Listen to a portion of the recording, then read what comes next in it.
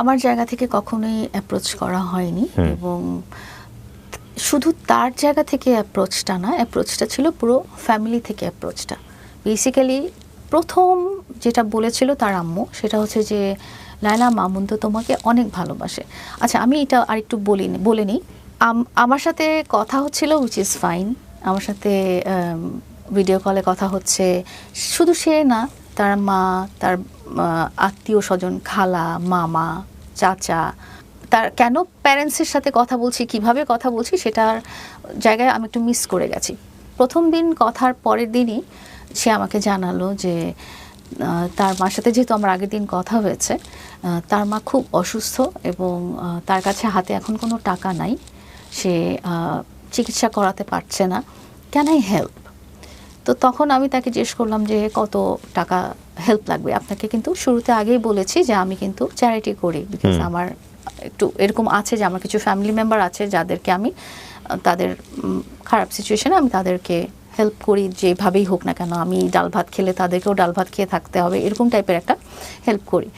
তো ওইটা যখন বললো তখন আমি বললাম যে how much do you require. তো তখন সে আমাকে বলছে যে অনেক লাগবে, বাট তুমি যদি পারো, ইফ ইউ ক্যান সেন্ড সাম। তো আমি তখন স্পেসিফিক জানতে চাইলাম যে ডক্টর আসলে কি বলেছে যে এক একটা ইনজেকশন লাগবে, এরকম এরকম এরকম। সে আমাকে একটা প্রেসক্রিপশন দেখালো। দেন আমি আমার ঠিক আছে, হেল্প লাগলে হেল্প করে দিব। তখনও সে কিন্তু আমার মনের মধ্যে আসেনি, বা সে কিন্তু আমার প্রায়োরিটি লিস্টে আসেনি। সে আমার সাথে প্রায়োরিটি লিস্টে এসেছে আরও অনেক পরে, ইটস লং।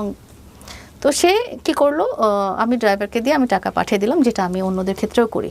তো আমার কাছে ওই সময় মামুন এবং তার ফ্যামিলিটা আমার এই 18টা পরিবারের মতোই আমার দৃষ্টিতে ওরকমই ছিল। এখানে যদি সে একা আমার সাথে কথা বলতো তাহলে আই উড নট কমিউনিকেট। যেখানে সে তার মাকে নিয়ে এসেছে, মার ব্যাপারটা কিন্তু অনেকটা ইমোশনাল, এবং তার মার সাথে হয়তো আপনি কথা বলেননি, she can convince people, like মানে খুব ভালো করে কনভিন্স করতে পারেন। আপনাকে ডাইরেক্টলি হয়তো কোনো অ্যাপ্রোচ করলে আপনি যতটা প্রায়োরিটি দিবেন, তার মাকে নিয়ে এসে যদি অ্যাপ্রোচটা করে, তখন আপনার প্রায়োরিটির লেভেলটা কিন্তু একটু হাই হয়ে যাবে। হ্যাঁ, তো আমার কাছে ইমোশনালের জায়গা, এবং আমার কাছে যেটা হয়েছে যে ওকে ওর ফ্যামিলিকে হয়তো আমি হেল্প করতে পারি, বিকজ তখন আমি ভালোই সলভেন্ট ছিলাম, আমি হয়তো হেল্প করতে পারি। যেহেতু সে এত কান্নাকাটি করছে এবং কারো কাছে হেল্প পাচ্ছে না, তারও দুটো এরকম ব্রাদার অ্যান্ড সিস্টার আছে, তো সেই জায়গা থেকেই কিন্তু আসলে ওই টাকাটা পাঠানো।